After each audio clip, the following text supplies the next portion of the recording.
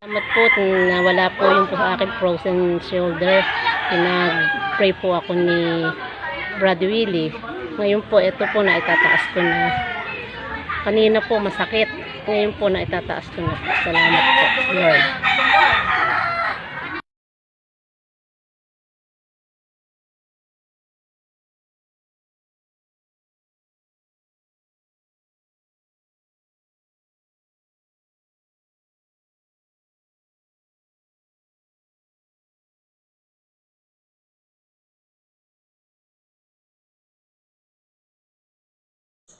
Good morning po sa lahat ng mga narito po sa ating Bible program. Ngayon pong linggo ng umaga ng September 27, 2020. Sa kalooban po ng Panginoong Diyos ay tayo po ngayon ay live na nagsasagawa po ng ating pag-aaral ng mga salita ng Panginoong Diyos. At sa pagkakataon pong ito ay sasamantalahin ko po upang ako'y magpasalamat sa lahat po noong mga bumati ng happy birthday sa aking anak na panganay. Dalaga na po si Elaine Nicole Santiago. Natutuwa po ako sa mga kaibigan po natin na kahit po sa pamamagitan po ng kanilang greetings ay nakapagpasaya po sa kalooban ko bilang tatay ng aking panganay na anak na si Elaine Nicole Santiago. At yung nagre-record po nito sa Apalit, Pampanga, paki-relay na lang sa anak ko na ako naman ay hindi nakakalimot sa kanya bilang kanyang tatay. At kumusta na lang din kay Limuel Santiago. Yung mga anak ko na yan ay mga Santiago yan. Alam kong yan ay mga matatalinong bata at hindi basta-basta machuchubibo, mapapaikot ni Soriano. Sa umagang ito, ang ating paksa, kung handa na po ang mga narito, ang magagawa ng kusang paghahandog ng mga lingkod ng Diyos sa gawain ng Diyos noon at ngayon ayon sa Biblia. Yan po ang ating paksa at nababasa nyo na po sa ating mga monitor, sa ating mga screen.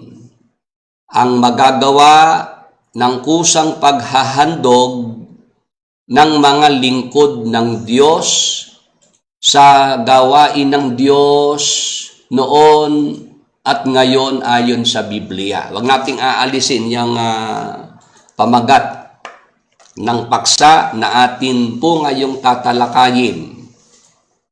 Mula po sa linggong ito hanggang sa susunod. Ito po kasi ay series po uli. Tayo po ngayon ay nasa huling linggo ng buwan ng Setyembre. Ibig sabihin ay sa susunod po ang pagkakatipon po natin ay Sabado ng alas 5 ng hapon para po sa ating monthly na Lord's Supper. Kaya ina-advise ko na po ang ating mga kasama na yung next nating pag-aaral, ito po'y magiging Sabado ng alas 5 ng hapon dahil po yung ating pagsasagawa po ng Santa Cena, banal na hapunan ng Panginoon, Lord's Supper. Yan po ay tuwing unang Sabado ng buwan paglubog ng araw. Ngayon, ang ating paksa, kung inyo pong napansin, ito po'y karugtong pa rin noong ating tinalakay noong nakaraang mga linggo. Na naunawaan natin na sa panahong Kristiyano, kung tayo po pala ay magbibigay ng ikapo ng tithes, gawin po natin ang pagbibigay ng ating tithes na kusang loob. Dahil yung pagbibigay ng ikapo sa ilalim ng biyaya, yan po ay kusang loob po yan. Sa Biblia po, may dalawang klase ng pagbibigay ng ikapo. Yung isang obligatory tithes, yun po yung nasa ilalim ng kautusan ni Moises, Malakias 3:10, na pag hindi mo po ginagawa yung obligatory tithes na yan sa panahon ng Israel, pagnanakaw sa Diyos yan. At ikaw po ay susumpain. Hello! Yung ating mga kasama po ngayong umaga, 32 ang nasa Facebook Live po natin. Wala po tayo sa YouTube Live. In-advise na po ako ni Brother Jacob Santos. Tayo po yung nasa Facebook Live lang po ngayon. Naintindihan po ba natin na yung obligatory tithes, yan po yung pagbibigay ng ikapo sa ilalim ng kautusan ni Moises, Malakias 3:10. Pag hindi mo po ginagawa yung pagbibigay ng ikapo noon sa panahon ng Israel, ikaw po'y kriminal, magnanakaw ka. Pinagnanakawan mo ang Diyos at susumpain ka ng Diyos. O ngayon, hindi naman po tayo nasa ilalim ng kautusan ni Moises Tayo po'y nasa ilalim ng biyaya ng Panginoong Hesukristo. Ngayon, kung tayo po'y magbibigay ng ikapo sa panahong Kristiyano, dapat po maging voluntary tithes. Dapat po voluntary tithing. Yung voluntary tithing, yan po ay mas nauna pa yan sa obligatory tithing. Kasi si Abraham ay nagkusang ikapo kay Melchizedek. At yun pong voluntary tithes, yan po yung nagpapatuloy hanggang sa panahong Kristiyano. Amen. Amen po ba sa mga nare-refresh, sa mga naiintindihan at naalala po yung ating mga nakaraang topic? Minsan ko pa pong tinatawagan ng pansin ng mga kaibigan nating pastor. Magkakaibigan naman tayo. Please consider ito pong topic na ating naipaglingkod. Para po mawalan na po ng ipupukol na bato si Soriano sa mga pastor ng born again. Dahil si Mr. Soriano, yan ang kanyang kinapitalize para po malagasan ng mga miyembro ang mga grupo ng mga born again. Yung tungkol sa issue ng ikapo, yan ang kanyang ginamit para mabitag, masilo yung mga miyembro na nasa mga grupo ng born again na mga tisod sa pag-iikapo. Ito po yung ipinagkaloob sa atin ng Holy Spirit. Ituro man po natin ang tithes, ang ikapo sa panahong Kristiyano, ituro po natin yung kusang pagbibigay ng ikapo. At wala na pong maipupukol si Mr. Soriano. Pagka ang lahat ng mga pastor ng born again, ng mga evangelical, dito na po sa kusang loob na pagbibigay ng ikapo. Nagkakaintindihan po ba tayo? Yan po yung aking gusto pong mai-share sa lahat ng mga kaibigan nating mga pastor. Ngayon, ang ating paksa, ibalik po natin yung pamagat dahil ito nga po ay karugtong pa rin noong ating nakaraang paksa, ang magagawa ng kusang paghahandog ng mga lingkod ng Diyos sa gawain ng Diyos noon at ngayon ayon sa Biblia. Ang ating paksa, kung inyo pong napapansin, palagi pong ayon sa Biblia. Kung matandain po yung ating mga nakakasama, pagka meron tayong tinatalakay na topic, paksa, lagi pong sa huli ayon sa Biblia. Ibig sabihin, ang batayan po natin, Biblia. At pagka po sinabi nating Biblia, i-clarify ko lang po, pag sinabing Biblia po, yung ginagamit natin, yan po yung 66 books. Maliwanag po ba? Lahat ng tinatalakay po natin na mga paksa ayon sa Biblia. At pagka-ayon sa Biblia, yan po yung 66 na mga pinagsama-samang mga aklat. 39 sa Old Testament at 27 sa New Testament. Suma total, 66 books. Amen.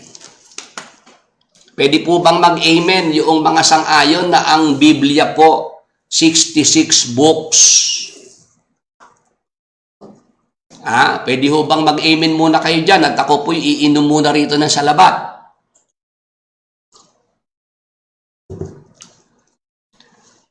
Pagka po binabanggit po natin yung salitang Biblia, ito po ang tinutukoy ko po yung ating ginagamit na 66 books. 39 books sa Old Testament, 27 books sa New Testament. Kayo po mismo makikita nyo po sa inyong mga Biblia yan. Ngayon, bakit ko po binibigyan ng emphasis ang 66 books? Kasi po, noong nakaraang Huwebes na tayo po'y nagprograma, ako po ay pinakiusapan ng mga kaibigan natin na baka naman daw pwede na yung 67th book ay akin pong mabigyan na po ng pagtalakay dahil yan daw po yung kumbagay pinanggugulat noong mga alipores ni Mr. Soriano. Pumapasok sila sa mga forums sa Facebook, sa iba't ibang mga grupo at sinasabi, alam ba ninyo ang ika-67th book? Alam namin yan. Kami lang ang nakakaalam yan. Si Brother Eli, tinuro sa amin yan. Yun ang kanilang pagpapahanga. Nahuli ko po si Sister Los dun sa video na na-isend sa akin na sabi ni Mr. Soriano, ikaw, Sister Los, alam mo na ba yung 67th book? Ay, hindi pa po, Brad Eli. Hindi nyo pa po naituro sa akin yan Sabi ni Soriano, mabuti kasi madaldal ka.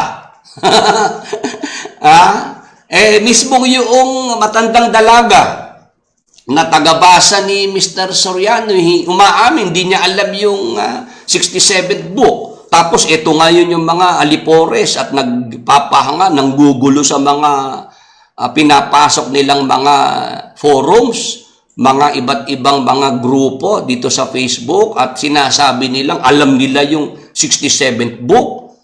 Hindi pa pala na ituturo ni Mr. Soriano sa kanila.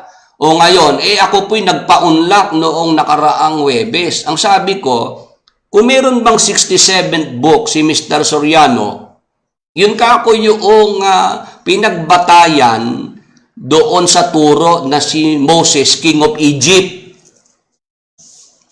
Doon ka ako kumuha ng batayan yung pamangkin ni Mr. Soriano na si Bonjing para doon mismo sa Believers Magazine malathala po yung si Moses ay King of Egypt. Tapos, dyan din ka ako sa 67th book na yan, dyan din kinuha ni Mr. Soriano yung turo niya na lahat ng makakarating sa langit ay puro lalaki at walang babae doon.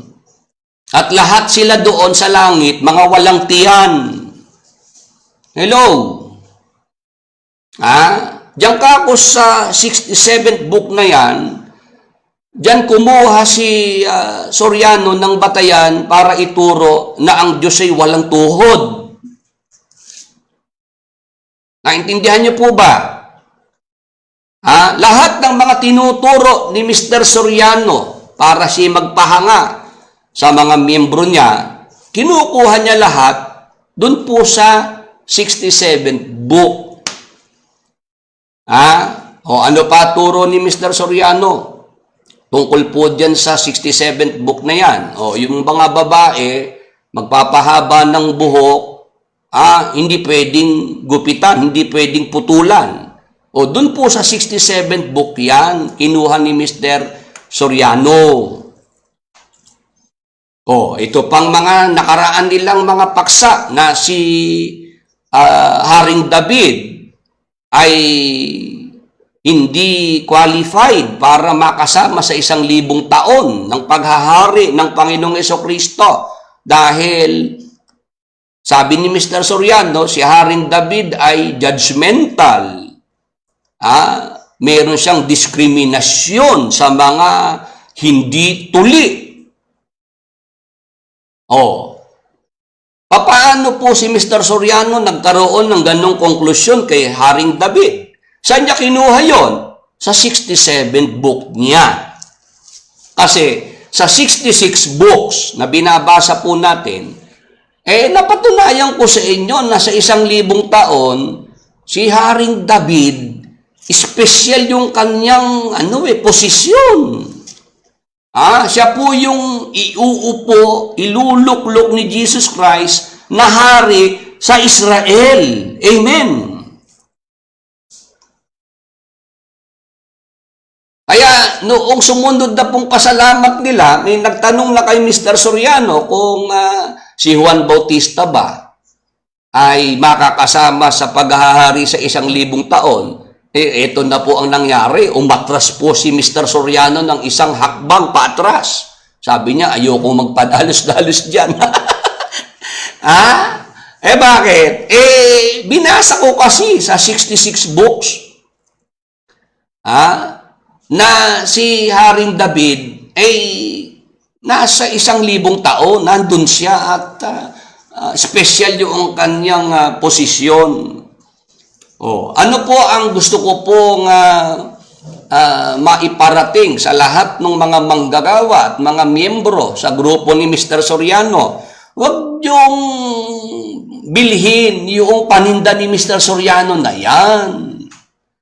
Kung sino naglalako ng paninda at para kayo ay kanyang mauto diyan sa kanyang sinasabing 67th book na yan, yung mga kaibigan natin ayaw pa ring huminto. Brother Willie, ano naman ng pangalan noong 67th book na yan? Interesado pa rin sila roon sa 67 po kung may pangalan daw yan. O sabi ko, ito ang pangalan niya na batay sa aking naging pag-aaral kay Mr. Soriano, pagsusuri sa mga tinuturo diyang pang mental hospital na mga turo na kaya hindi natin makita sa 66 books, meron kasi siyang 67 book. Brother Willie, pwede bang malaman kung ano yung pangalan noong 67th book ni Mr. Soriano? O ito ang tawag ko dyan yung 67th book ni Mr. Soriano. O para sa mga nagre-record sa Apalit sa Brazil, parating nyo kay Mr. Soriano. Yung kanyang ika-67th book na kanyang inilalako para yung mga tao mauto niya, matsubibo niya. O ang magandang tawag dyan, aklat ng pantasya. Ayan, aklat ng pantasya. Yung 67th book ni Mr. Soriano. Hindi ba si Mr. Soriano kung magpakilalay dukhang pantas na lalaki? Hindi ba matagal na panahon yan ng kanyang ginamit na titulo, dukhang pantas na lalaki. Noong atin po namang suriin, hindi nga pasado bilang dukhang pantas na lalaki. Paano po papasang dukha? Eto na po, lumitaw na po yung sangkaterbang titulo ng lupa. nakapangalan kay Mr. Soriano. O pwede ho bang maging dukha yung ang mga titulo ng lupa mahigit 50? Mahigit 50 yung mga titulo ng lupa na nakapangalan kay Mr. Soriano. O edi ibig sabihin, yung pagiging dukha, ekis na, ekis yan, hindi pasado si Mr. Soriano. O ipinakita pa ni Michael Sandoval, yung mga property ni Mr. Soriano sa Brazil. Yun ho ba'y pasado bilang dukha? Kaya pala si Mr. Soriano, nung mga bandang huli, nadidinig ko na, sinasabi niya yung dukhang pantas na lalaki. Mababasa mo bang nanatiling dukha yan? Nung may nagtatanong kay Mr. Soriano, paano niyo pong ginagamit yung dukhang pantas na lalaki, Brother Eli? Kayo po ay mayaman na. Ang sagot ni Mr. Soriano, bakit? Bakit? Yan bang dukhang pantas na lalaki na yan, nanatiling dukha? Kaya naman pala ganun na ang premise ni Mr. Soriano, kasi alam niya na mabubuking siya, madidiscover din yung kanyang mga kayamanan na yan. Hindi ba pasok nga si Mr. Soriano dun sa top 10 richest Filipino preacher? Top 10, pang number 4 dyan si Mr. Soriano, pang number 10 naman si Bonjing. Kaya pala gano'n na si Mr. Soriano, bandang huli, sinasabi niya, mababasa ba na yung dukhang pantas na yan ay nanatiling dukha? Ngayon, si Mr. Soriano hindi pasado bilang dukha, ekes, bilang pantas naman. Pasado pa rin ba si Mr. Soriano bilang pantas?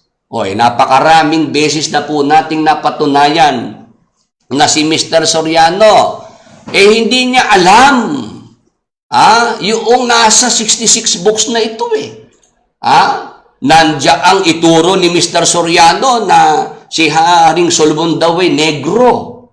Kakulay ika ng balat ni Mel. Natatandaan niyo po ba? Si Haring Solomon, ang kulay ng balat, kulay ni Mel. Wag naman magagalit si Mel. Nire-record nila itong ating programa. Yan na sinasabi ni Mr. Soriano, sinunog ng araw ang balat ni Haring Solomon. Nung pag-aralan ko po yung awit ng mga awit, 1-6, hindi naman si Haring Solomon ang tinutukoy doon. Paano si Haring Solomon nasa palasyo yun? Tama po ba? Paano masusunog ng araw ang balat ni Haring Solomon? Hari yun, nasa palasyo yun. At yun po ay lahing Israelita. Hello? Sasabihin nyo, personal ko si Mr. Soriano. May nag-comment po sa ating replay na sana, Brother Willie, hindi personal ang galit mo kay Brother Eli. Sabi ko, hindi po ako may personal na galit. Si Mr. Soriano. Apelyido ko nga lang, hindi mabanggit ng maayos Tama po ba? Yung mga miyembro dyan. Bago nyo po ako mapag-isipang na may personal kay Mr. Soriano, tingnan nyo muna si Mr. Soriano. Ako, kung i-address ko siya, Mr. Soriano. Tama po. Dati kong tagapagturo. Si Mr. Soriano, pagka ko nagsalita, papaano po binibigkas yung apelyido kong Santiago? Hindi ba meron pang may pagka-vice ganda pa nga si Mr. Sorianong manlait sa Santiago. Noon ngang araw may kasama tayo, Sorianing kung tawagin siya, di ba sinasabay ko? Kasi Sorianing? Huwag niyo ka akong tinatawag na Sorianing. Baka ako mapag-isipang bading, di ba? Kaya Sorianing, ayoko na mapag-isipan na bading si Mr. Soriano. Kaya sinasabay ko, inaawat ko yung dati kong nakasama di ba? Nakasama natin sa broadcast. O pagka binabanggit yung Soryaning, pinagbabawalan ko Kasi nga, hindi naman ako interesado doon sa personal. Bakit mo binanggit, Brad Willie, yung tungkol sa soen na panty? Nakita ko talaga yun personal kong knowledge yun dahil yung kwarto, banyo ni Mr. Soriano, isang panahon ako yung naglinis niyan. Ako nag-aasikaso doon sa loob ng kanyang kwarto, kaya pabayaan niyo na sa akin yun. Ako naman tinanong ko siya, ano po ba yung nakasabit doon sa banyo? At ano ho ka ko yun mga panty yun ang sagot naman ni Mr. Soriano yun daw presko pagka yun ang suot niya. Ngayon, ba't ko po yan binabanggit? May turo si Mr. Soriano, 22.5 ng Deuteronomio, ang lalaki wag magsusuot ng pananamit ng babae. Karumal-dumal sa Diyos. Hindi ba aral pa rin yan? Hello? Yung mga kasama natin. Paano nyo pong sasabihin na namimersonal ako? Nandiyan pa rin sa Biblia. Tama po ba? Kaya paanong si Mr. Soriano ay papasabilang pantas? Kay Salomon, sablay na siya. Sa kulay ng balat ni Solomon. Tama po. Tapos noong tinatanong siya, sino ho ba, Mr. Soriano, ang nagsitakas nang hinuhuli ang Panginoong Hesukristo? Ang sagot ni Mr. Soriano, ang tumakas yung mga kawal na huhuli. Samantalang ang nasa Biblia po ang nagsitakas mga alagad. Tama po ba? Tapos, ito pang mga nakaraang sa pasalamat nila na nagyayabang si Mr. Soriano. Hindi raw naituro ni Jesus Christ ang tungkol sa 1,000 taon sa mga apostol. Si Apostol Juan lang daw ang naturuan at patay na lahat ng mga apostol nun. Nabasa nila ngayon ng aklat ni Apostol Juan, ang Apokalipsis. Naunawaan ni Mr. Soriano, tinuro sa mga miyembro. Sila lang ang nakakaunawa.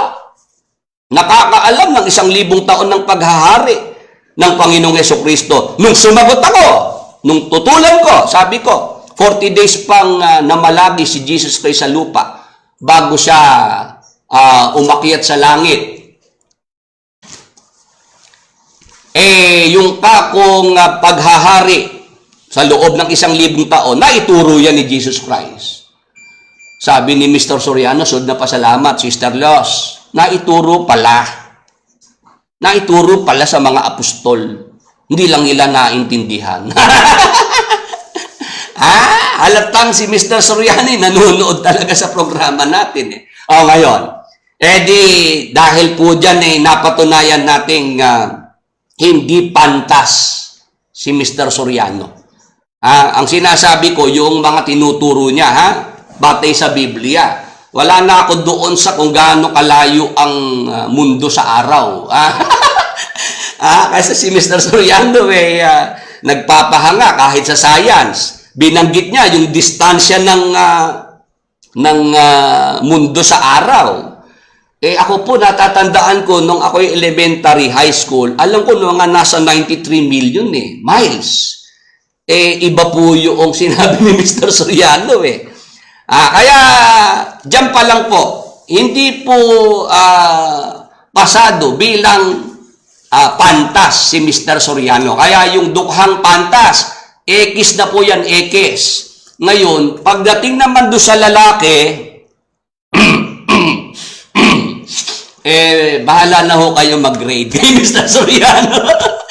Ayoko na ho bigyan pa yan ng oras.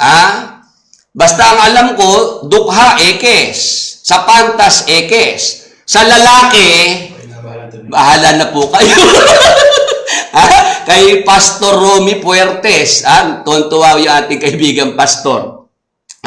Iniiwan ko na po sa inyo yung kung pasado si Mr. Soriano sa pagiging lalaki.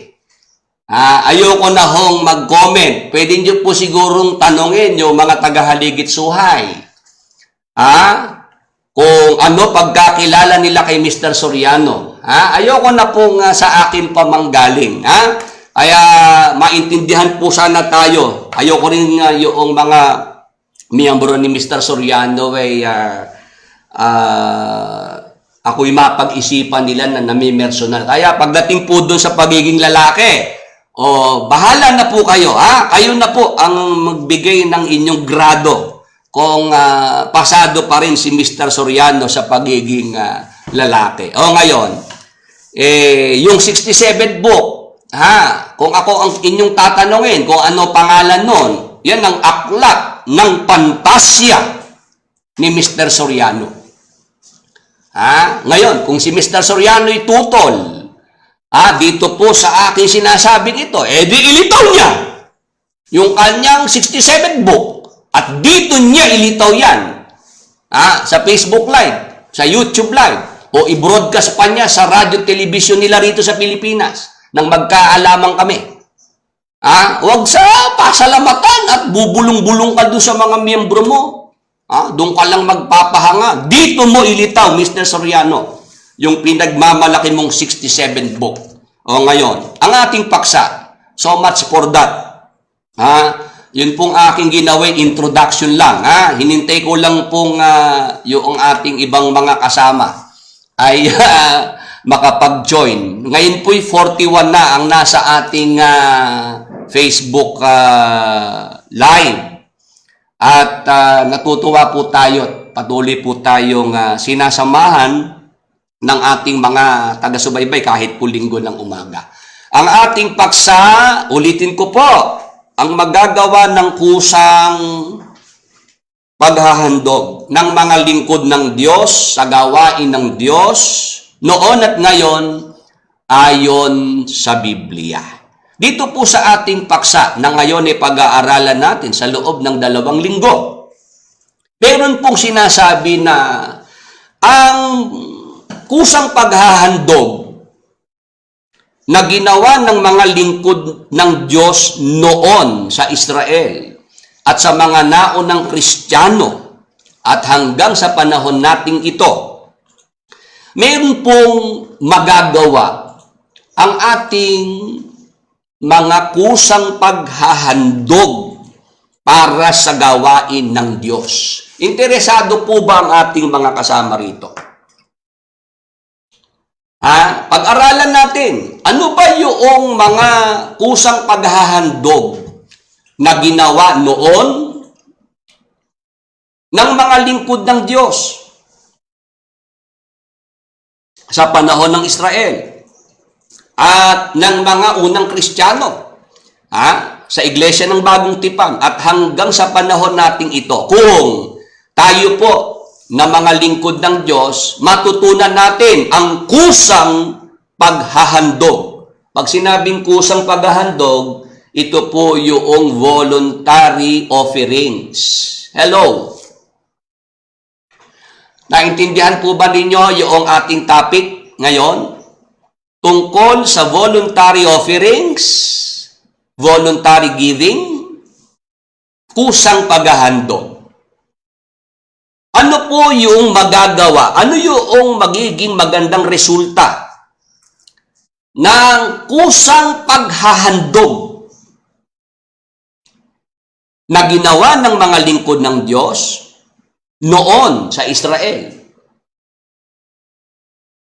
Sa mga naunang Kristiyano sa Iglesia ng Bagong Tipan at hanggang sa ating mga Kristiyano sa panahong ito. Yan po ang ating paksa na atin pong sama-sama pong pag-aaralan ngayong umaga pong ito. At ang ating pasimulang tanong ay ganito para makapag-umpisa na po tayo. Meron bang kusang paghahandog na ginawa ang mga lingkod ng Diyos sa Matandang Tipan at Bagong Tipan? Alamin natin sa Biblia, sa panahon ng Matandang Tipan, sa panahon ng Bagong Tipan, meron po ba talagang mababasa na mga voluntary offerings? Mga kusang paghahandog para sa Panginoong Diyos? Basa! Levitico 22:18 hanggang 19. Ganito po ang ating mababasa. Sa talata, salitain mo kay Aaron at sa kanyang mga anak at sa lahat ng mga anak ni Israel. Tandaan natin, ang binabasa natin, ito po ay sa Matandang Tipan. At ito po ay para sa mga Israelita po ito. Salitain mo kay Aaron at sa kanyang mga anak at sa lahat ng mga anak ni Israel. At sabihin mo sa kanila, sino man sa sangbahayan ni Israel o sa mga taga-ibang bayan sa Israel na maghahandog ng kanyang alay, maging anumang panata nila o maging anumang kusang handog nila na kanilang inihahandog sa Panginoon na pinakahandog na susunugin. Tanong ko po sa mga narito, meron po bang kusang paghahandog na ginawa sa panahon ng Matandang Tipan? Ang mga lingkod ng Diyos na mga Israelita sa panahon ni Moises, gumagawa po ba ng kusang paghahandog? Nabasa natin meron po ritong binabanggit na kusang handog. Ang sabi po dyan, yung kanilang mga kusang handog, yun po yung kanilang mga ihahandog sa Panginoon na handog na susunugin. 19. Upang kayo tanggapin ang inyong ihahandog ay lalaking hayop na walang kapintasan sa mga baka, sa mga tupa o sa mga kambing. Kayo po ba'y nakakapanood ng mga pelikula, yung mga stories tungkol po sa Biblia? Yung mga Bible stories. Di po ba nandun po yung mga ginagawa na sila po ay naghahandog sa Diyos, sinusunog po nila yung handog na hayop, tupa, baka, kambing. O ngayon, yun po pala sa panahon ng Israel, meron na silang ginagawa na kusang paghahandog sa Panginoong Diyos. Marunong po ang mga lahing Israelita na mga lingkod ng Diyos na maghandog sa Diyos ng kusa. Amen. Pwede po bang mag-amen yung mga kasama natin? Bakit ko po binibigyan po ito ng emphasis? Meron po ako mamayang bibitawan. Ang mga lingkod ng Diyos na Israelita, alam din nila yung kusang paghahandog. Ang katunayan po, Deuteronomio 12:5 hanggang 6. Tingnan niyo po ang katunayan. Kung di sa dakong pipiliin ng Panginoon inyong Diyos sa lahat ng inyong mga lipi na paglalagyan ng kanyang pangalan sa makatwid bagay sa kanyang tahanan ay inyong hahanapin at doon kayo paroroon. 6. At doon ninyo dadalhin ang inyong mga handog na susunugin at ang inyong mga hain at ang inyong mga ikasampung bahagi. Yan po yung tithes. Ika-po. At ang handog na itataas ng inyong kamay at ang inyong mga panata at ang inyong mga kusang handog at ang mga panganay sa inyong mga bakahan at sa inyong mga kawan. Kung napansin po ng ating mga kasama, ang 12:5-6 ng Deuteronomio, sa panahon po ng Israel, meron na pong kusang handog. Tama po? Ngayon, bukod sa kusang handog, nandyan din po yung ikasampung bahagi. Napansin po ba ng ating mga kasama? 12:5 hanggang 6 ng Deuteronomio. Particular po sa talatang 6. May binabanggit po dyan sa mga lahing Israelita na tungkol po sa mga kusang handog. Tapos, nandyan din po yung ikasampung bahagi, yung ikapo. Bakit ko po ito binibigyan ng pansin? Lalo po sa mga miyembro, manggagawa ng grupo ni Mr. Soriano. It's about time na kayo po'y makawala sa maling turo ni Mr. Soriano. Ano maling turo ni Mr. Soriano? Sabi ni Mr. Soriano, sa panahon ng Israel, ang utos ikapo.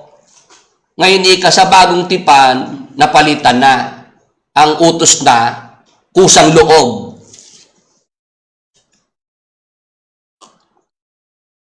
Hello? Sino po ang pamilyar? Diyan po sa sinasabi kong ito. Na si Mr. Soriano, sa pagtuturo niya, nag-e-emphasis siya. Ang utos noon sa Israel, ikapo. Ngayon napalitan na yung utos na yon. Ang utos na sa bagong tipan ay kusang loob na pagbibigay. O ngayon, ano po yung sinasabi ko po na maling turo ni Mr. Soriano?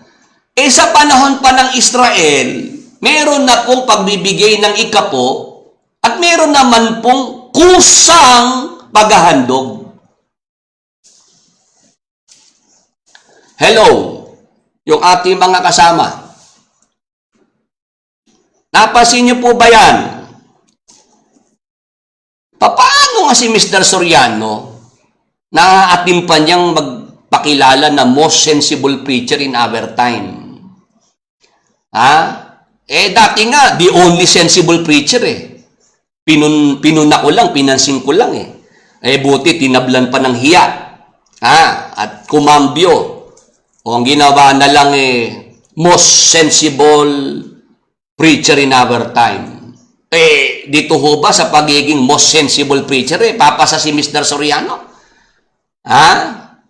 Sabi ni Kuya Ber Santiago, Brother Willie, alam ko yan kasi OIC ako dati sa ADD. Tama naman, tama. Meron tayong sumasaksi rito. Hindi ba ganoon ang kahit sa mga Bible exposition ni Mr. Soriano, ganyan siya sumagot Sa Israel noon, ang utos, ikapo. Napalitan na yan sa panahon ng bagong tipan. Ang utos kasi ngayon, kusang loob na pagbibigay. Paano po ito? 12:6 ng Deuteronomio.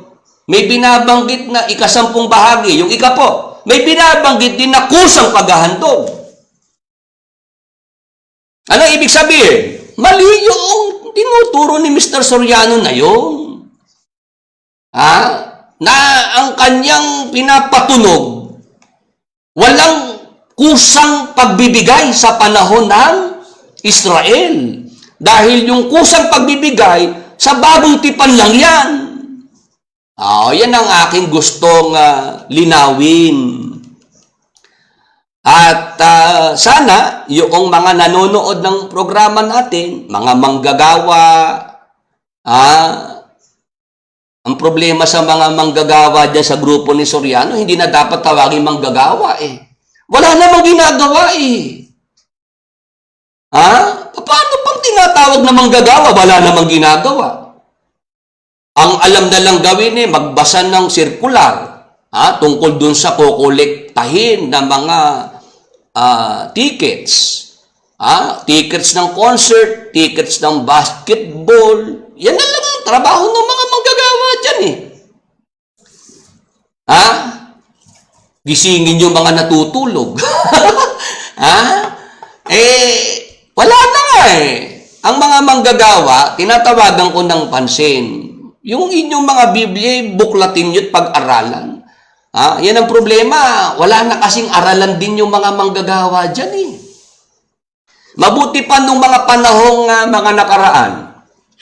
Tuwing huling Biyernes ng buwan, meron pang klase ministerial Kahit pa paano yung mga manggagawa nung panahon na yun nauubligang magbasa ng Biblia, mahasa pa sa Biblia mula noong makita ni Mr. Soriano na yung pamangkin niya napag-iiwanan noong mga manggagawang masisipag magpulong, masisipag magdoktrina, masisipag makipag Bible sharing.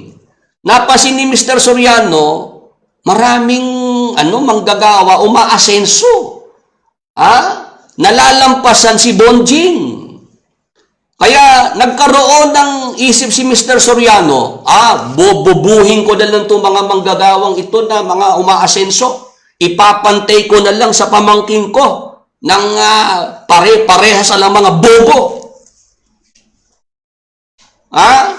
Meron kasing nagtanong, bakit daw lagi na lang si Mr. Soriano ang napapakinggan sa kanilang pagkakatipon? Bakit daw marami namang ministro hindi nila madinig? Nako, eto na si Mr. Soriano. Sabi ni Mr. Soriano, ano daw, kaya daw sila na lang nung pamangkin niya ang madalas magpaksa, magteksto. Kasi raw, para maiwasan daw yung mga pagkakampi-kampi, pagkakabahabahagi, meron ika kasing mga manggagawa, sila ika ang nagtatawid sa mga miyembro ng mga pagkakampi-kampi, mga pagkakabahabahagi. Nung marinig ko yan, sabi ko, I smell something is fishy. I smell problem. Meron na pong nangyayari sa hanay ng mga ministro, sa mga manggagawa sa grupo ni Mr. Soriano na nararamdaman ni Mr. Soriano na talagang pag siya mawawala, magkakagulo sila. Kaya hanggat maaari po ngayon ay ang ginagawa ni Mr. Soriano ay damage control. Kaya ayaw niyang hayaan na meron pang ibang ministro na madinig ang mga miyembro kasi maikukumpara. Maikukumpara dito sa kanyang ikinakasang kahalili niya. Tama po. Tapos ang sabi pa ni Mr. Soriano, para ika maiwasan na may maipasok na hidwang pananampalataya, makapagturo ng mali. Sus! Sabi ko, sus! Diyan pa sa ginagawa ni Mr. Soriano, walang pumapasok na maling turo sa kanilang samahan. Mismong si Soriano ang kapural. Alam niyo po yung salitang kapural. Kay kapeding ko nadinig yung kapural na yan kapural si Mr. Soriano ng pagtuturo ng maling aral Para sabihin niya na iniingatan ko ika kasi ang kapatiran na mayroong makapagpasok ng mga maling turo, mga hidwang pananampalataya. Hindi ba si Mr. Soriano ang kapural, ang promotor, ang pasimuno ng mga maling turo dyan? Tapos pag nasusukol ko, ano ituturo ni Mr. Soriano? Sino? Si Perez. Sister Los, mali pala yung naituro sa atin ng kapatid na Perez. Hindi ba? Yan naman ang naging naging gawain na ni Mr. Soriano na pag siya nako-corner ko na at nasukol ko na, ang ituturo si Nicolas Perez. Mali pala. Yung naituro sa atin ni Nicolas Perez. Mabuti na lang mga kapatid, may hula na natutupad pa rin sa atin. Silang namamali sa diwa ay darating sa pagkaunawa. Ayan, at wala expiration yan, Sister Luz. Hindi ika ma-expire yung hula na yan na silang namamali sa diwa ay darating sa pagkaunawa. Sabi ko nga sa inyo naikwento ko na po ito at uulitin ko lang. Nung marinig ko po yung silang namamali sa diwa darating sa pagkaunawa, ako po ay sweet 16 pa lang noon. May 1, 1990. Hindi pa po ako nabautismuhan sa grupo ni Mr. Soriano. I was then sweet 16 nung 1990 na yun. Ngayon po ako po'y 47 years old na. Ngayong 2020. Ako po ay sweet and sour na. Hanggang ngayon silang namamali sa diwa darating sa pagkaunawa. Yung tagabasang babae ni Mr. Soriano, kung ako po ay 47 years old na. Ha? Para po malaman yung edad. Hindi ko ho sasabihin na kayo na magkwenta. Plus 9. Oh, plus 9. Yung tagabasang babae ni Mr. Soriano. 47 yung edad ko. Oh, dagdagan nyo po ng 9 years. Oh, makukwenta nyo po yung edad noong kanyang tagabasang babae. Oh. Noong ako po ay sweet 16, plus 9, di 25 lang si Sister Los. 25 lang. Kaya naman, kung makikita nyo sa video, yung mga nakaraang video, balat pa yung mukha ni Sister Los At rosy chick pa Kumbaga sa bulaklak bulaklak, kay bango ng bulaklak, kay ganda ng bulaklak. Di ba may ganung kanta? Bulaklak, kay bango ng bulaklak. Tapos meron pang, may sumunod na bagong kante. Ang bango-bango, ang bango-bango, ang bango-bango ng bulaklak. Sunod doon. Diba? May bulaklak Okay, yan. Kung si Sister Luz ay bulaklak, ngayon, ano na po? Ayaw ko na sabihin. Magagalit sa akin, ayaw ko na dugtungan. Basta, noong mga 1990s, sariwang bulaklak. Si Sister Luz, noong mga 1990s, sariwang bulaklak. Ngayon pong 2020, kumbaga ho sa Sampaguita, yun po yung Sampaguita na hindi na mabibili. Ang ibig ko pong sabihin, hanggang ngayon silang namamali sa diwa, darating sa pagkaunawa. Matauhan na po kayo. Ibig sabihin, hindi kayo natututo dyan. Mula sa inyong tagapagturo na si Mr. Soriano, hindi kayo natututo. Ang natutupad sa inyo, yung sinabi po sa sa ikalawang Timoteo 3 at 7, na laging nagsisipag-aral at kailan pa man ay hindi nakararating sa pagkaalam ng katotohanan. 3:7 po ng ikalawang Timoteo. Kaya nga sabi ko kay Mr. Soriano, huwag ka nang umatras sa Isaias 29:24. Silang namamali sa diwa, darating sa pagkaunawa. Hindi yan para sa mga Kristiyano. Hindi yan para sa mga nasa iglesia. Bakit? Ang mga Kristiyano, pinapatnubayan ng Espiritu ng katotohanan sa buong katotohanan. Kaya hindi pwedeng magkamali sa turo, sa aral ang mga Kristiyano. Tama po ba? Natatawa yung ating mga kasama. Kay CJ, nalantang bulaklak na po. Kayo may sabi niya na. Hindi ko na nga sinabi. Kay Kagandahan Soltura, 4 years na lang po at magkakadiploma na ng senior. Magkakaroon na po ng 20% discount.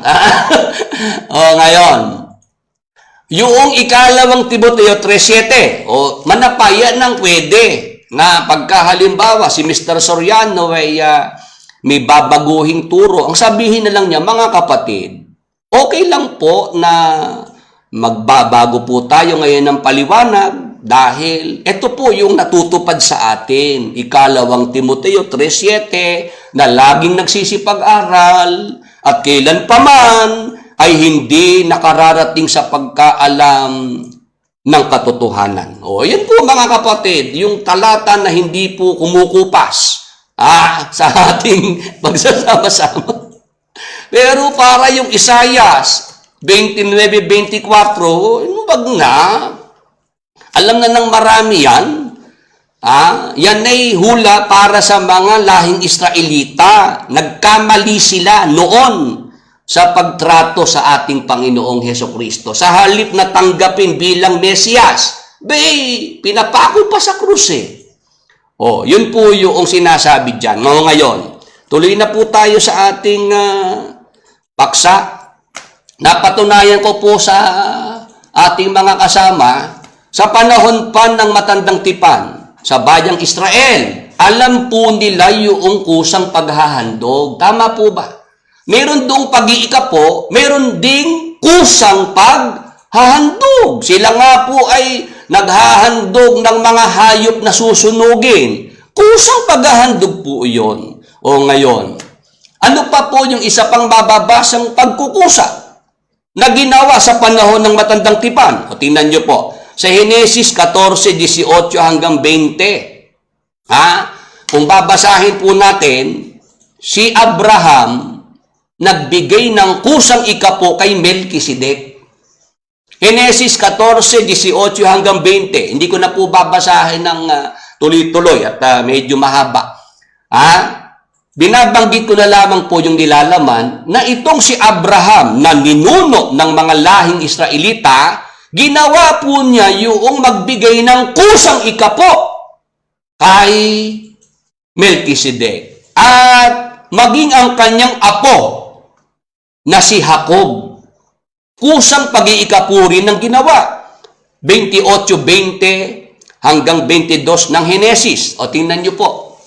Ang kusang pagbibigay ng ikapo naman nitong si Jacob na apo ni Abraham. At si Jacob ay nagpanata na sinasabi, kung sasaakin ang Diyos at ako'y iingatan sa daang ito na aking nilalakaran at ako'y bibigyan ng tinapay na makakain at damit na maisusuot, na ano pat ako'y makabalik na payapa sa bahay ng aking ama, ay ang Panginoon nga ang magiging aking Diyos, at ang batong ito na aking itinayo na pinakaalaala ay magiging bahay ng Diyos, at sa lahat ng ibigay mo sa akin ay walang pagsalang ang 10 bahagi ay ibibigay ko sa iyo. O, ano po ang dapat natin maunawaan dito? Ito palang pag-iikapo sa panahon ng matandang tipan, wala pa po yung utos na Malakias 3:10 sa Israel. Meron na pong gumawa ng kusang pagbibigay ng ikapo. Sino-sino po sila? Sina Abraham at Jacob. Amen.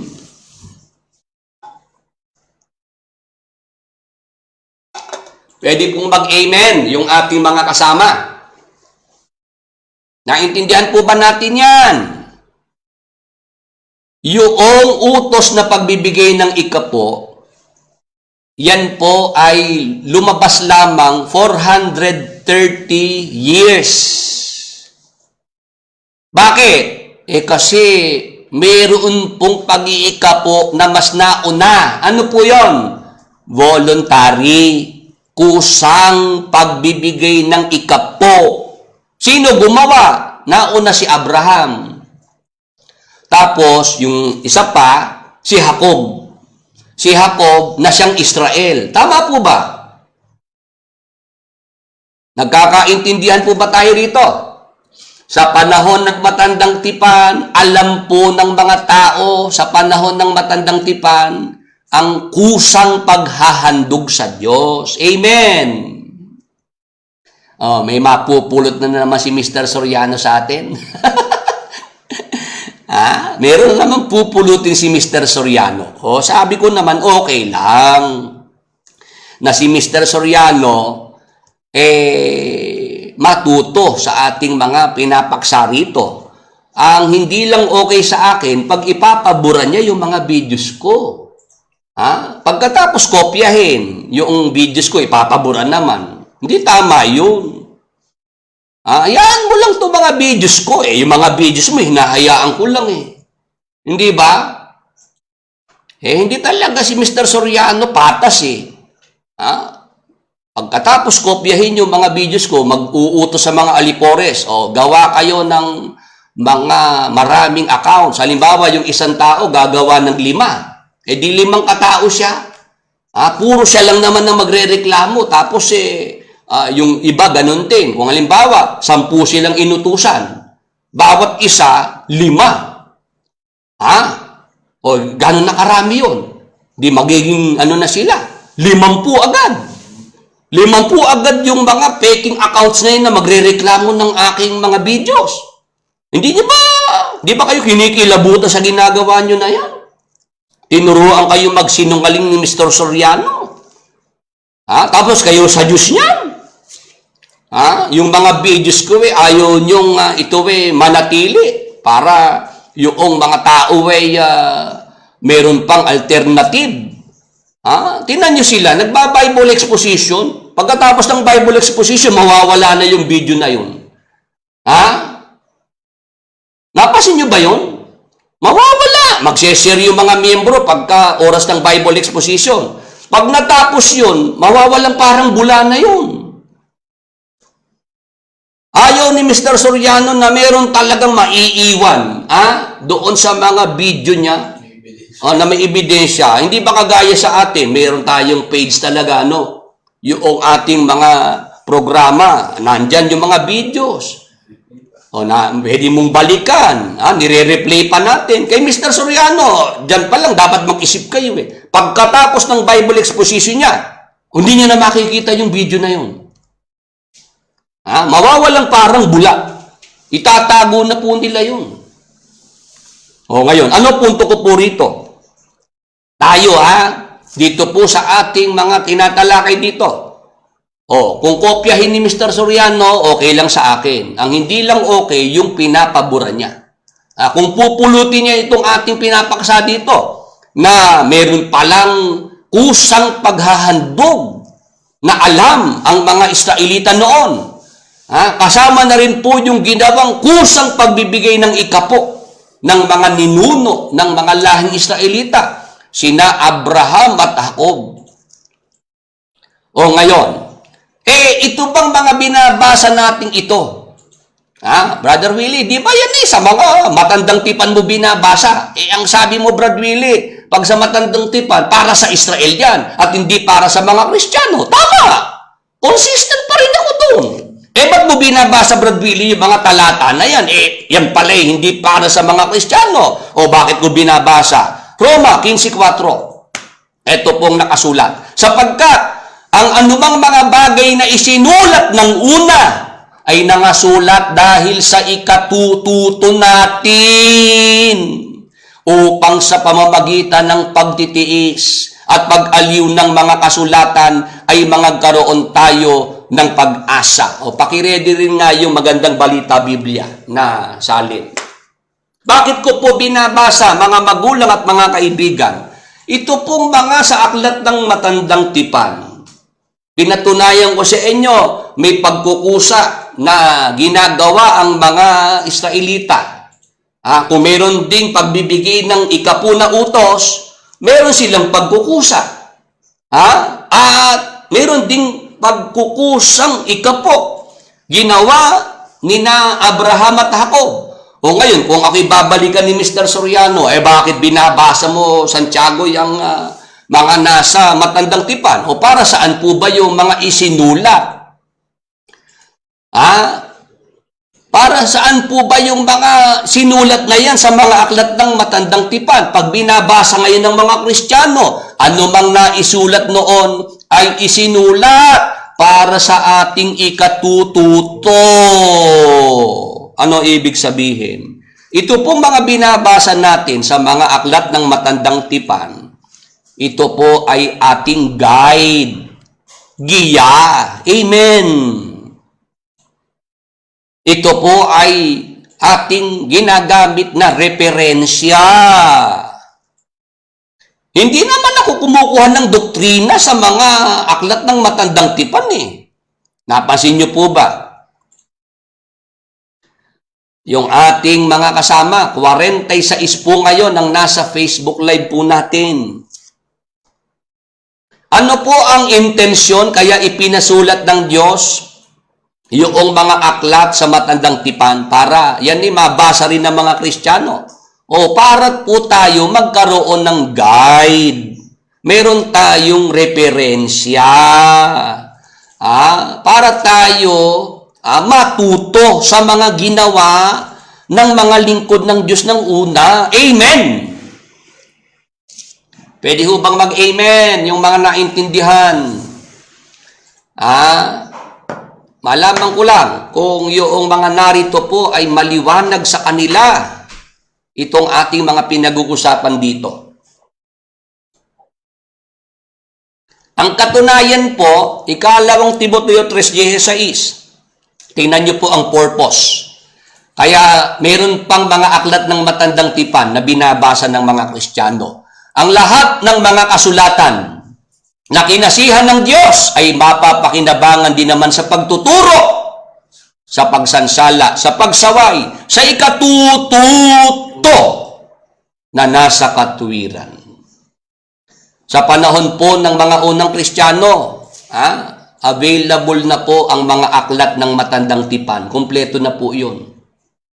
Ngayon, para saan po yung mga kasulatan na yan? Sabi po ng Apostol Pablo kay Timoteo, ang lahat ng mga kasulatan na kinasihan ng Diyos, mapapakinabangan din naman sa pagtuturo, sa pagsansala, sa pagsaway, sa ikatututo na nasa katuwiran.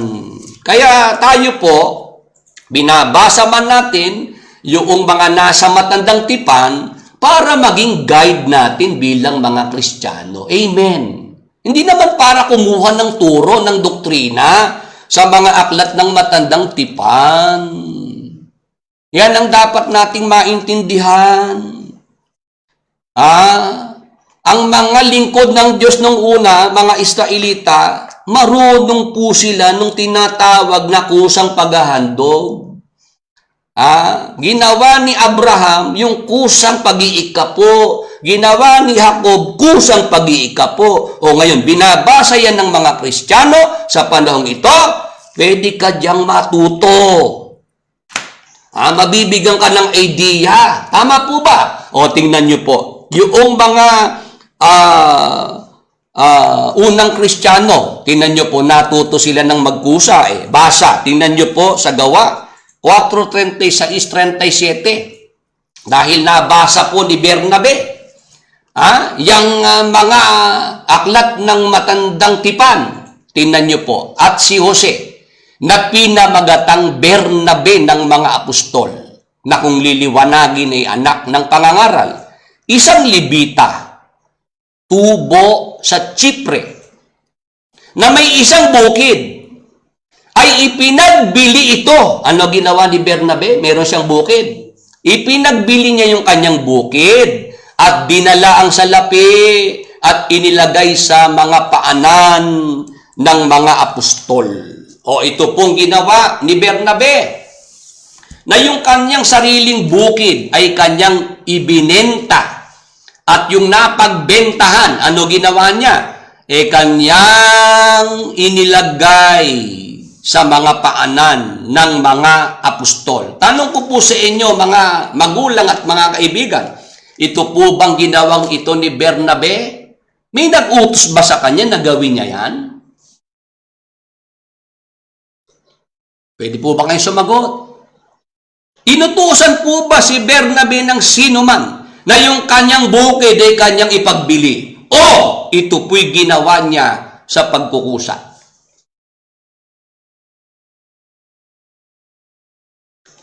Basahin ko po sa Magandang Balita Biblia. Ganoon ang ginawa ni Jose, isang Libitang taga Cyprus, na tinawag ng mga apostol na Bernabe, na ang ibig sabihin anak na matulungin. Ipinagbili niya ang kanyang bukid at ibinigay sa mga apostol ang pinagbilhan. Pwede po bang sumagot yung mga kasama natin? Ang ginawa po ba ni Bernabe na pagbebenta ng kanyang sariling bukid at yung pinagbentahan, ibinigay niya sa mga apostol? Kusang loob po ba itong ginawa ni Bernabe? Ayan. Sumasagot po ang mga kasama, si Balot Pateros, kusa. Charlie Camacho, kusa. O yung iba po, pwede ho bang magkusa na sumagot? Pwede ho ba kayong magkusa na sumagot?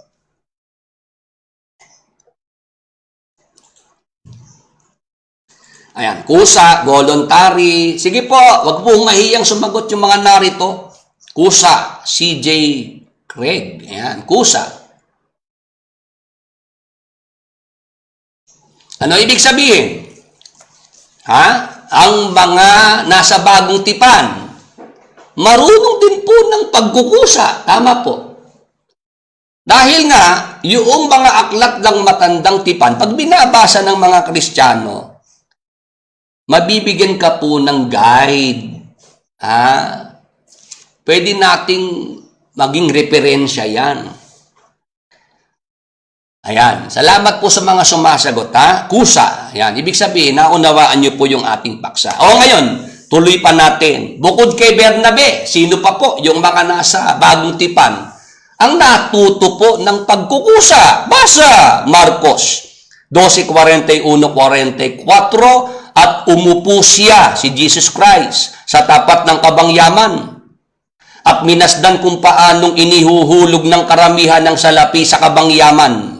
At maraming mayayaman ang nangaghuhulog ng marami. At lumapit ang isang babaeng bao, at siya'y naghulog ng 2 lepta, na ang halagay halos 1 beles. Ano po ang nasaksihan dyan ng ating Panginoong Jesucristo? Nang siya po ay umupo doon po sa tapat ng kabangyaman. Pinagmasdan ng Panginoong Jesus yung mga naghuhulog po doon. Nakita niya yung mga mayayaman naghuhulog ng marami. Tapos lumapit naman ang isang babaeng bao, yung byuda. Ano ginawa? Naghulog, 42. Naghulog ng 2 lepta na ang halagay halos 1 beles. Dito po sa magandang balita Biblia, lumapit naman ang isang byudang mahirap, naghulog ng 2 tig 50 sentimo. Nung bata po ako, yan ang madalas kong baon, 50. Hindi na po alam ng marami yung 50. Sino ba yung tao dun sa 50 nung araw? May nakakaalala po ba nung 50 sentimo? Buo yun di ba? Noong araw po, naalala ko, pagka kami namamasko, di namamasko kami. Di kung magkano po yung naibigay sa akin, ganun din sa mga kapatid ko. Nung araw po, meron din akong kapilyuhan lalo yung mga mas bata sa akin, alam na alam ko silang biruin Di halimbawa, kami po'y namasko noong araw. Ang napamaskuhan po namin halagang nakakolekta po kami halimbawa ng tigwa 100 po kami. 100 pesos. May 100 buo na nun, di ba Ang gagawin ko po sa mga kapatid kong mas bata sa akin, bibiruin ko. Ang gagawin ko po, yung aking nakolektang 100 piso, pababarya ko po yun. Kung merong 20 pesos, Marcelo Edstelpilar. Ayan, yung palang 50 sentimo ng araw, si Marcelo, 1984. Yan. Ngayon, ang ginagawa ko po sa napamaskuhan namin, yung mga kapatid ko, isa lang ang hawak nilang pera, 100 piso. Ako, ang gagawin ko po, papabarya ko yung 100 piso ko. Sa tindahan. Kung meron pong 5 piso, 2 piso nung araw, 10 piso, meron kasi nung araw, yung 2 piso, papel pa yan may 5 piso, may 10 piso. Gusto ko, dadami po yung hawak kong perang papel, tapos kung may kasama pang barya. Pag nakita ho nung mga mas bata sa akin na kapatid ko na ako'y marami at sila ang hawak tigisa lang, iiyak na sila noon. Hindi nila alam na 100 piso lang din yung hawak ko. Ayan, si Marcelo del Pilar. Pakita mo yan, Ayan, mabuti na lang at meron pang ganyan. Naalala ko lang kasi dito sa binasa natin na binigay noong babaeng byuda, 2 50 sentimo. Ibig sabihin, piso yan ang katumbas. Tama po. Naalala ko lang po yung kalokohan ko nung ako yung maliit na bata. Pagka kami po'y namamas ko nun, hindi alam nung mga mas bata sa akin. Yung mga mas matanda sa akin, alam na ho yun eh. Sila hong mas bata sa akin, sila yung mga binibiro-biro ko. Oy, konti lang ang sa inyo. 1 piraso lang kayo. Tingnan nyo kako to. Meron na akong 2 piso. Meron na akong 5, 10, 20. Tapos ito pa ako yung barya. Ayan, meron pa akong tumpok-tumpok na, ayan, 50 piso. Iiyak na ho yung aking mga kapatid na mas bata ng mga panahon na yon. Ngayon, bakit tayo napunta dyan? Pinapakita ko po dito na noong ating Panginoong Hesukristo po ay pagmasdan niya yung mga naghuhulog doon sa kabangyaman. Nakita niya marami mayayaman naghuhulog ng marami, pero meron naman siyang nakita ng isang biyuda na babae na mahirap po, naghulog ng 2 tig 50 sentimo. Tinawag ni Jesus ang kanyang mga alagad at sinabi sa kanila, "Sinasabi ko sa inyo, ang inihandog ng biyudang iyon ay higit na marami kaysa inihulog nilang lahat, sapagkat ang lahat ay nagkaloob ng bahagi lamang ng kanilang kayamanan." Yung mayayaman, naghulog man, bahagi lang ng kanilang kayamanan. Ngunit, ang ibinigay ng biyudang iyon, bagamat si mahirap, ay ang buo niyang ikinabubuhay. Sino pa po yung nabasa natin sa Bagong Tipan na natuto po ng pagkukusa? Ito pong biyudang babae. Ano po ang ginawa ng biyudang babae? Nagkusa po siya na ibigay ang buo niyang ikabubuhay. Bagamat piso po iyon, mahirap siya. Tama po ba? Yung piso na yon, kailangan yun ng biyudang babae. Tama po. Biyudang mahirap.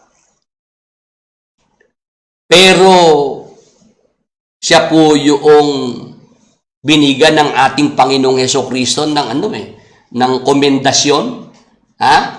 Dahil nakita ng Panginoong Hesukristo yung puso noong biyudang mahirap.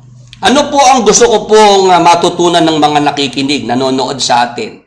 Sa pagbibigay po natin para sa Panginoon, hindi naman ang pinag-uusapan dyan yung amount, yung halaga. Hello? Nakikinig po ba kayo? Yung mayayaman, naghulog marami. Pero sabi ni Jesus Christ, bahagi lang yon ng kanilang kayamanan. Portion. Pero itong biyudang mahirap, bagamat piso ang ibinigay, yun naman po yung buonan niyang ikinabubuhay. Ano dapat nating maintindihan? Gusto po ba ninyong magbigay para sa Panginoon sa kanyang gawain?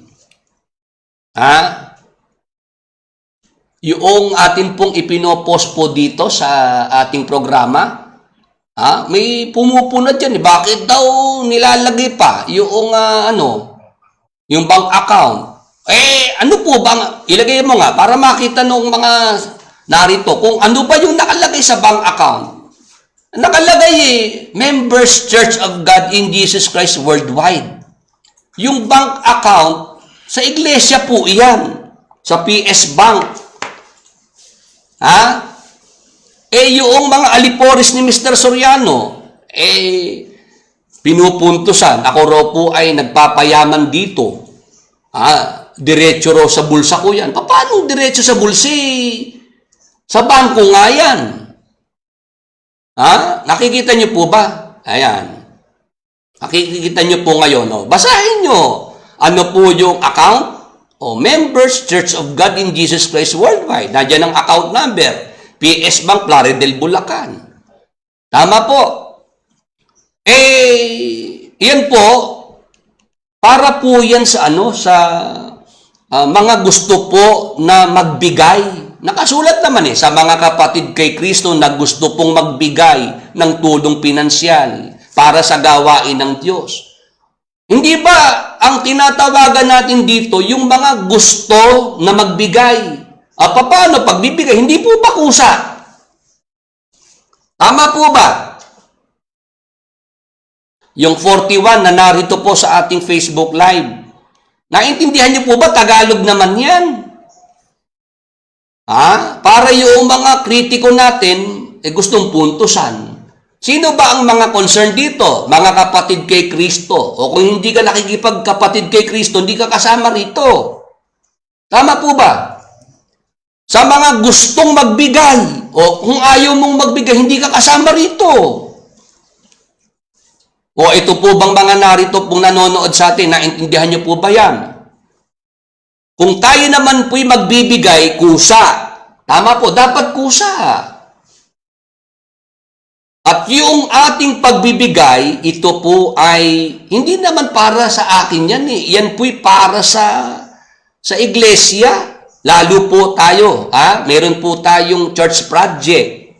Nagsisikap po ang mga kapatid kay Kristo na makapagpundar po ng sariling lupa. Bibilihin po ng iglesia, magpapatayo ng sariling bahay-sambahan.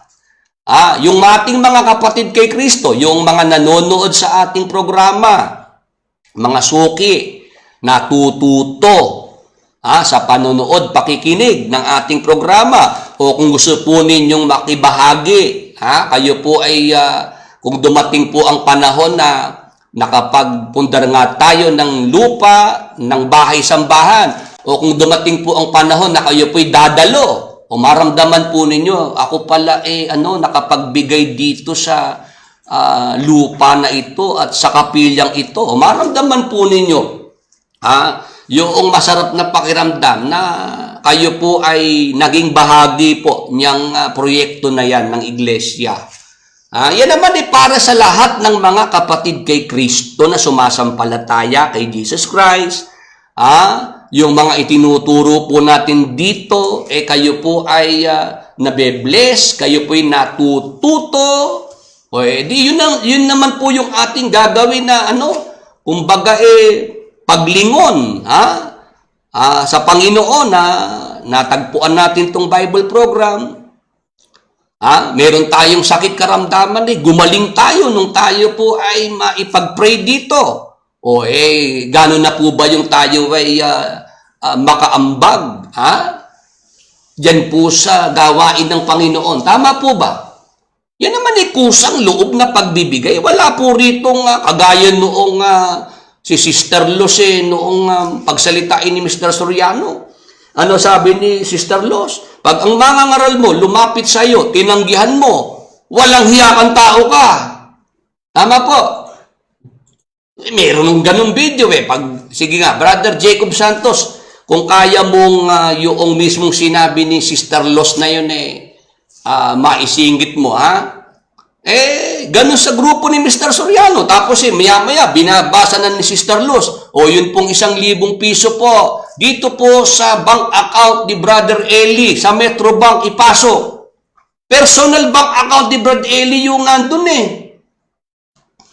Tapos ako ngayon ang bubueltahan ng mga alipores na yan daw diretso sa bulsa ko. Paano diretso sa bulsa Sa iglesia nga yung yung bank account? Nagkakaintindihan na po ba tayo rito? Sa bagong tipan po, ang binibigyan po ng emphasis, kusang loob na pagbibigay. Si Bernabe, kusang loob, bibinenta yung kanyang bukid. Yung napagbentahan, ibinigay sa mga apostol. Itong babaeng bao, kusang loob, binigay yung piso na buong kabuhayan niya. Ginawa ng babaeng bao, kusang loob. Ngayon, sino pa po ang natuto ng pagbibigay ng kusang loob sa bagong tipan? 2 Korinto 8:1-5, basa, bukod dito mga kapatid, ay ipinatatalastas namin sa inyo ang biyaya ng Diyos na ipinagkaloob sa mga iglesia ng Macedonia. Kung paanong sa maraming pagsubok sa kapighatian ang kasaganaan ng kanilang katuwaan at ang kanilang malabis na karukhaan. Yan ang kalagayan ng mga taga-Macedonia. Yung mga Kristiyano dyan, sila po'y nasa malabis na karukhaan. Ano nangyari? Ay sumagana sa kayamanan ng kanilang kagandahang loob.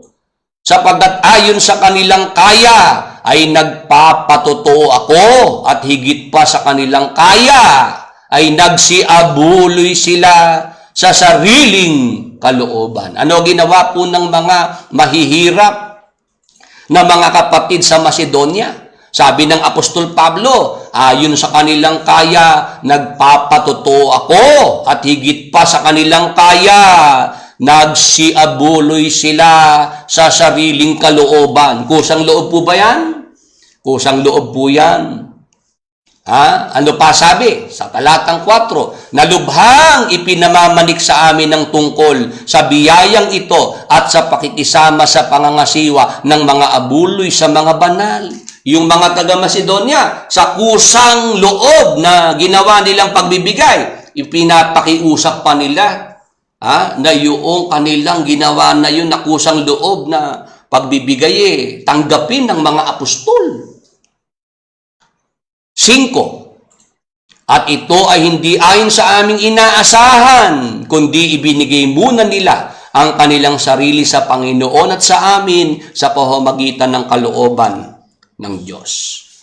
Tingnan niyo po yung mga binasa natin sa panahon ng bagong tipan. Pagkukusa. Yung pagbibigay nila, hindi sila inuutusan, hindi sila pinipili.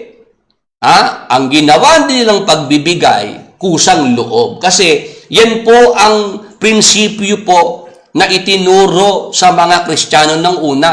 Yung pagbibigay ng kusa, basa, 2 Korinto 9:7. Basahin natin. Magbigay ang bawat isa ayon sa ipinasya ng kanyang puso. Huwag mabigat sa loob o dahil sa kailangan, sapagkat iniibig ng Diyos ang nagbibigay na masaya. 9:7 ng 2 Korinto. Yan po ang prinsipyo po na itinuturo sa ating mga Kristiyano. Sa panahon ng bagong tipan, ang dapat na pagbibigay ayon sa ipinasya ng kanyang puso. O yung mga kapatid, pwede po bang sumagot? Yung mga nanggaling sa grupo ni Mr. Soriano. Ano po ang inyong nakitang kaibahan nung kayo po'y sumama na rito? Kay Mr. Soriano, talagang uubligahin kayo. Pa-effect lang ni Mr. Soriano sa doktrina yung dito po, 2 lang, ang abuluyan, kusang loob pa, pagkapasalamat at kapag araw ng linggo. Hindi ba?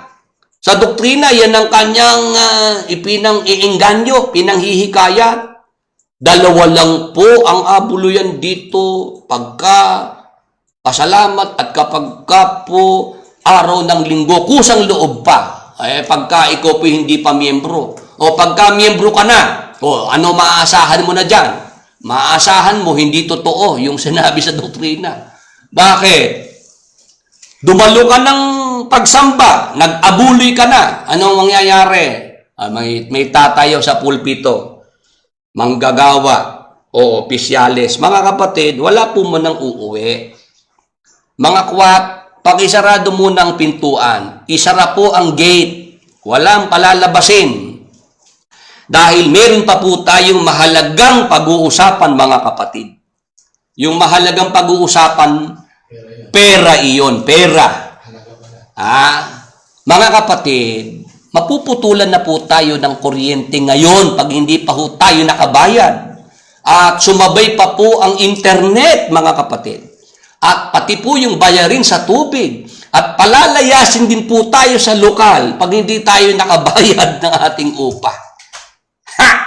Nakita niyo po, yung abuluyan, nakubra na ni Mr. Soriano. Ngayon, yung mga bayarin, bahala miyembro. Para saan yung abuluyan? Hindi ba dapat doon nga kunin para bayaran yung sa renta sa lokal, yung bayad sa kuryente, bayad sa internet, bayad sa tubig? Tama po ba? Kay Mr. Soriano, ibe. Yung abuloy sa kanya. Yung obligasyon sa mga bayarin sa miyembro. Naloko na. Naloko kayo ni Mr. Soriano. Nung isang araw po, may nag-post yung mamahaling motorsiklo ni Bonjing. BMW na motorsiklo. Para daw sa gawain ng Diyos. Hindi ba kayo nagigising? Samantalang nung araw yung si Bonjing, nakikihiram lang ng motorsiklo kay Kapeding. Naalala ko yun eh. Type na type ni Bonjing yung motorsiklo ni Kapeding eh. Kasi bago yung motorsiklo ni Kapeding eh, yung ano yun eh. Anong tatak nun? Suzuki. Dinrive ni Bonjing. Di nakati si Bonjing at dinrive eh. Ngayon po BMW motorsiklo, magkano halaga nun? Tapos yung mga mamahaling sasakyan ni Bonjing. Samantalang nung araw pa nagkikwento sa amin yan iyang-hiya nga akong i-park yung aking Wrangler Jeep dun sa parking area namin sa KY. Ganun pa magsalita yan dahil yung aking mga kasamang DJ ay magagara, mga bago, mga kotse nila. Bokborokbo kasi yung kanyang Wrangler Jeep. Gayon po nakita nyo naman yung mga sasakyan. Saan kinuha yun? Nung minsan naman si Little John, pinakitang masipag na bata at nagkakarwas. Ang kinakarwas na kotse sa Brazil mga BMW. May nagtatanong pala sa akin, paano daw naging Soriano yung Little John? Sino raw nanay nun? Sabi ko, sino ba kasama ka ako sa picture? Di ba tatlo sila ron? Si Ulysses, si Little John, si Mr. Soriano. Sino nanay ni Little John? Di ba? Yung picture na mismo ang sasagot sa tanong Tama po ba? Pati kasi yung tinatanong sa akin Brother Willie, kilala mo ba nanay noong Little John? Soriano ka yun Sabi ko, di yung family picture ang pasagutin. Madali namang makilala ko sino yung... bakit kailangang Soriano yung bata? Siyempre, para kung ano man, may mamanahin. Tama. Gumagamit ng utak si Ulysses Di ba? Para ano man ang mangyari, di kita iiwan. Ipaglalaban ko ang pag-ibig mo. Ipaglalaban ko hanggang sa dulo ng mundo. Ang ating pag-ibig, giliw ko. Tawa si Jack Di Buhawi. Siguro naman yung mga nagtatanong alam na po ang sagot. Ngayon, bakit tayo napunta dyan? Naalala ko po yung pagsasamantala noong magtsuhin, kaawa-awa ang mga miyembro. Yung milyonaryo na bankrupt, yung Chinese, pumipila na lang doon sa libreng munggong sunog sa pasalamat para makakuha ng pansit na walang lasa na pinabibigay pagkapasalamat. Nalugi, na bankrupt yung milyonaryong Chinese. Yung mga miyembrong mahihirap, lalong naghirap. Pero yung magtsuhin, sila po yung nanagana ng husto. Yung mga miyembro dyan, tinatawagan natin ng pansin. Madilat nawa ang mga mata ng inyong puso. Magising nawa kayo, at maliwanagan ng inyong mga isip. Para makita nyo po kung anong samahan ba ang sinamahan ninyo. Yung iglesia walang naipundar sa loob ng 50 taon ng pangangaral ni Mr. Soriano. Kung mamarali sila, meron ng 50 years si Mr. Soriano sa pangangaral. O tingnan mo naman kung may naipundar. Walay. Para sa iglesia. Walay. Kahit po yung pasalamatan na yan, naipundar, kanino nakapangalan? Hindi naman sa iglesia. Yung nasa Brazil, kanino nakapangalan? Kayo na mag-imbestiga. Mapatunayan ninyo kung papaanong ang ginawang pangwawalang hiya sa inyo ng mga leader ninyo. Dapat sana yung iglesia ang may mga properties, ang iglesia po ay meron na pong mga naipundar na mga ari-arian. Ang ginawa ng magtsuhin, sila ang nagpundar ng nagpundar. Saan nyo naman dadalhin yan? Yan bang inyong mga kinamkam na yan, madadala nyo sa impyerno?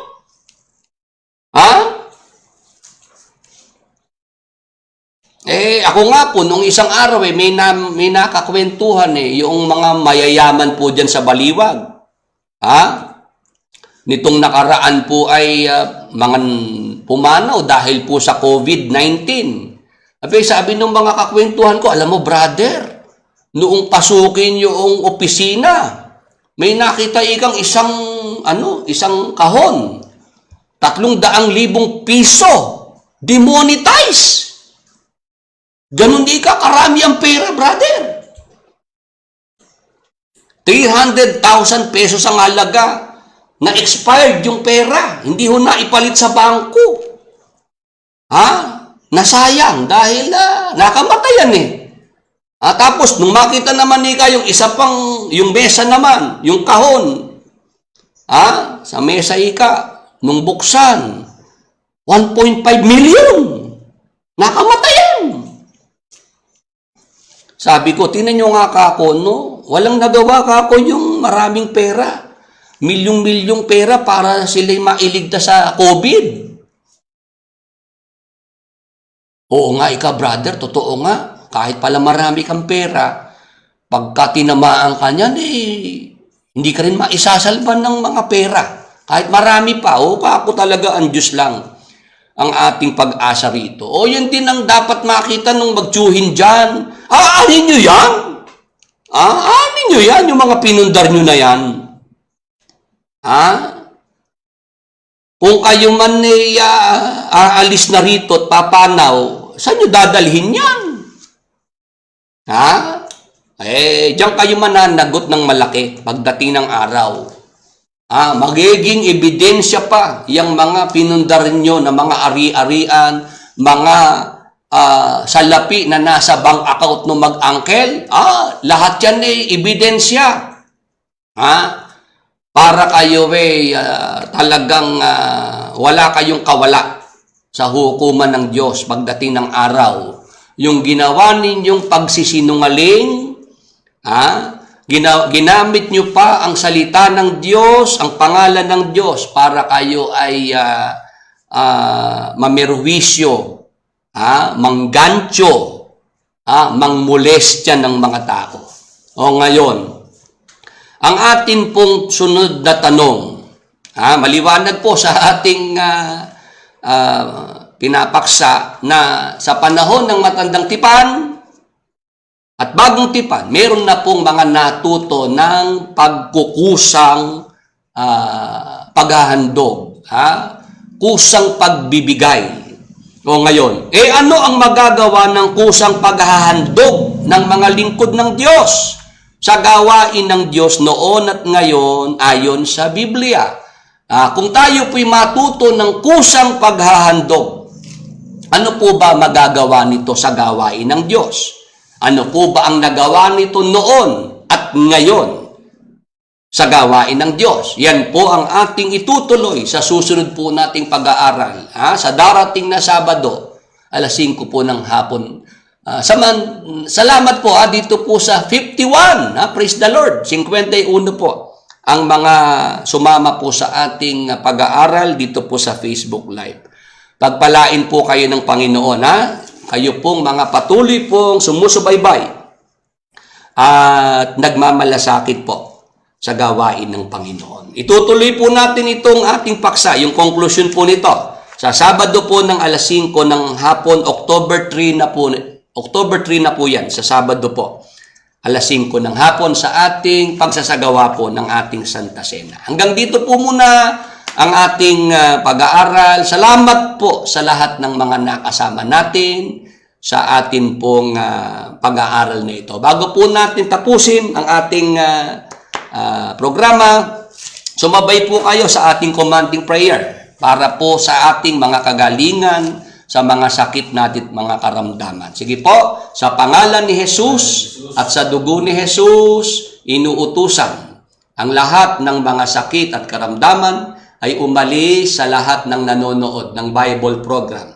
Sa pangalan ni Jesus, sa dugo ni Jesus, ipagkaloob ang kagalingan, kasiglahan, kalakasan sa lahat ng nanonood ng Bible program. Be healed and be restored in Jesus' mighty name.